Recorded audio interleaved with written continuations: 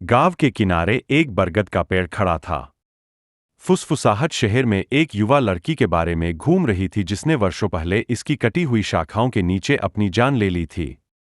तब से इस क्षेत्र में एक अशांत वातावरण व्याप्त हो गया था और कोई भी अंधेरे के बाद पास जाने की हिम्मत नहीं कर रहा था। गांव में नवागंतुक कृष्णा इस कथा से अनभिज्ञ रहा।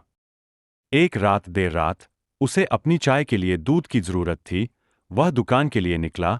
उसका रास्ता उसे कुख्यात बरगद के पेड़ के पास से ले जा रहा था।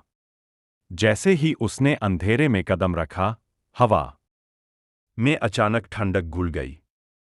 फिर एक आवाज ने सन्नाटे को चीर दिया, एक बच्चे की किलकारी जो दिल दहला देने वाली सिसकियों में बदल गई। डर ने कृष्ण को पीछे मुड़ने के लिए प्रेरित किया, लेकिन एक अदृश्य शक्ति ने उन्हें आगे बढ़ा दिया। बरगद के पेड़ के पास पहुंचकर अप्राकृतिक चमक से नहाकर कृष्ण को जड़ों के बीच एक आकृति दिखाई दी।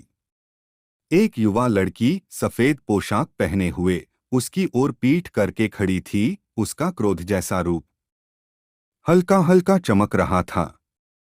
वह उसका चेहरा नहीं देख सका, लेकिन उसके लगातार रोने की आवाज उसके दिल को छू गई।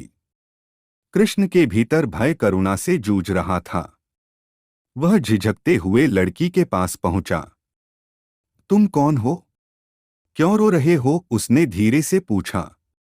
लड़की चुप रही। उसकी सिसकियां ही एकमात्र उत्तर थीं।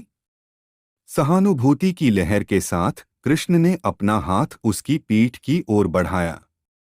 जैसे ही उसकी उंगलियां हवा से टकराईं, रात भर हवा का एक तेज झोंका आया। बरगद के पेड़ की शाखाएं टूट गईं, उनके पत्ते उन्माद में हिलने लगे। लड़की का वर्णक्रमीय रूप बिना किसी निशान के गायब हो गया। कृष्ण को आतंक ने घेर लिया। वह चिल्लाया और जोर से चिल्लाया। उसका दिल उसकी छाती में धड़क रहा था। अपने घर पहुंचकर उसने दरवाजा जोर से बंद कर दिया। भयानक अनुभव उसके दिमाग में बार बार घूम रहा था। कुछ दिनों बाद फुसफुसाहट उत्तेजित बातचीत में बदल गई।